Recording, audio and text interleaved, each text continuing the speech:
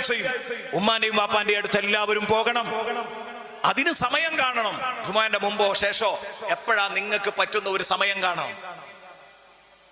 എന്റെ പള്ളിയിലൊക്കെ അവിടെ തന്നെയാണ് ഖബർസ്ഥാനം ഉള്ളത്. പക്ഷേ ചില സാഹചര്യങ്ങളിൽ ഞാൻ നാട്ടിലുണ്ടെങ്കിൽ വെള്ളിയാഴ്ച അവിടെ എത്താൻ പറ്റിയില്ലെങ്കിൽ ഞാൻ വേറൊരു സമയത്ത് വന്നിട്ട് ഇറങ്ങും.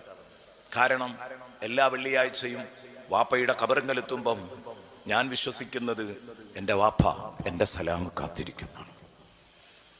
ആ വാപ്പയോടുള്ള എൻ്റെ കടപ്പാടാണ്.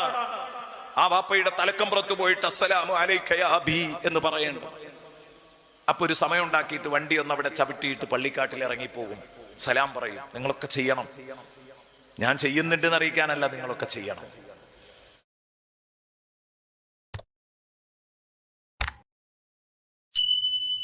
വെള്ളിയാഴ്ചയും ഉമ്മാന്റെയും വാപ്പാന്റെയും അടുത്ത് എല്ലാവരും പോകണം. അതിന് സമയം കാണണം.